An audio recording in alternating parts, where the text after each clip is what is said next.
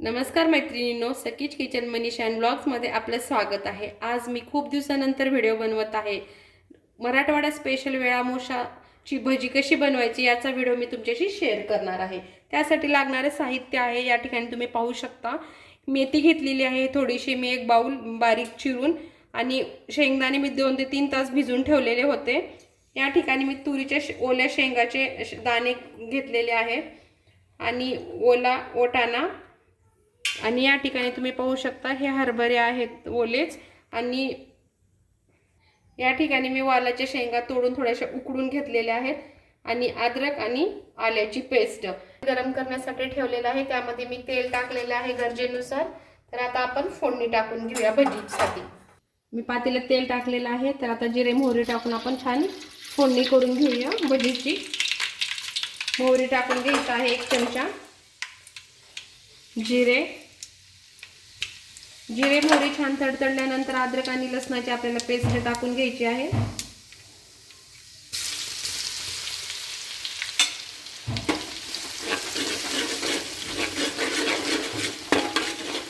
हे लालसर रंगावरती आपलं तळत आल्यानंतर आपल्याला त्याच्यामध्ये चिंचेचा कोळ टाकून घ्यायचा आहे। तुम्हाला आंबट कसं पाहिजे त्या प्रमाणानुसार, तुम्हाला आंबट जास्त आवडतं का कमी आवडतं त्यानुसार आपल्याला चिंचेचा कोळ टाकून घ्यायचा आहे। मला या ठिकाणी चिंच हिरवी भेटली नाही, कारण हिरव्या चिंचेची भजी खूप छान होती, तर मी जी घरामध्ये आपली जुनी चिंच असते ना वाळलेली, मी तेच घेतलेले आहे।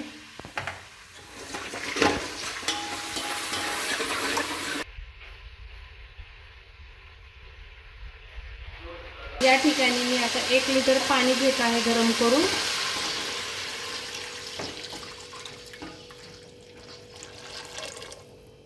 या ठिकाणी मी पाव किलो बेसन पीठ घेतलेलं आहे, त्यामध्ये पाणी टाकून आपल्याला हे पातळ असं कालून घ्यायचं आहे।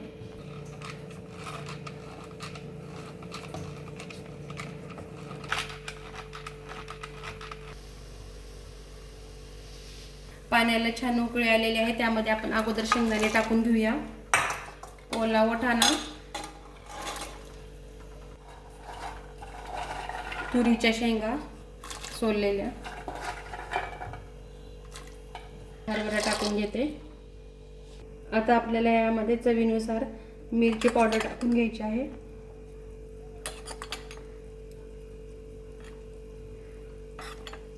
हळद,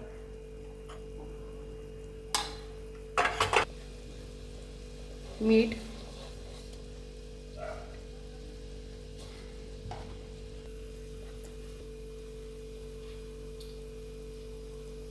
वालाच्या शेंगा राहिल्या त्या उकडलेल्या टाकायच्या, मी आता टाकून घेते। या ठिकाणी पाण्याला छान उकळी आलेली आहे।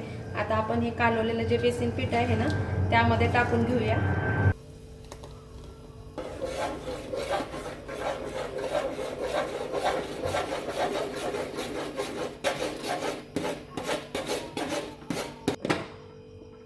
उकळीमध्ये बेसन पीठ टाकून घेतल्यानंतर ह्याला सतत ढवळत राहायचं, कारण गाठी होतात। आणि याच्या गाठी वगैरे थोडंसं निघाल्यानंतर आपल्याला त्यामध्ये कोथिंबीर आणि आपल्याला हे टाकायचं आहे मेथी, कांद्याची पात मला इथे काही भेटली नाही आहे। आता आपल्याला वरतून हे बारीक चिरलेली मेथी टाकून घ्यायची आहे, याला एकजीव करून घेऊया।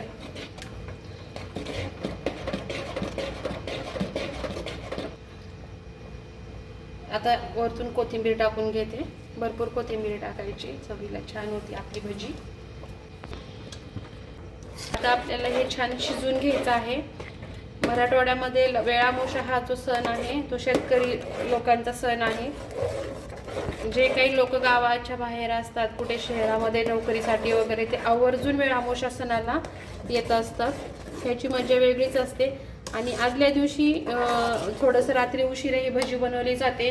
भाकरी, चपाती, परत बाजरीच्या भाकरी, साध्या भाकरी, परत गोड भात, आंबट भात, चटणी, ठेचा, लोणचं, मिरचीचं लोणचं, अशा भरपूर प्रकारची मेजवानी असते। आणि ज्यांच्याकडे शेत नाही अशा लोकांना आमंत्रित केलं जातं शेतामध्ये। जेवण करण्यासाठी विथ फॅमिली. आपल्याला ही भजी छान प्रकारे असं शिजवून घ्यायची आहे. आता जरी हे पातळ दिसत असेल ना, सकाळपर्यंत हे खूप घट्ट होती आणि भाकरीसोबत खूप छान लागते घट्ट.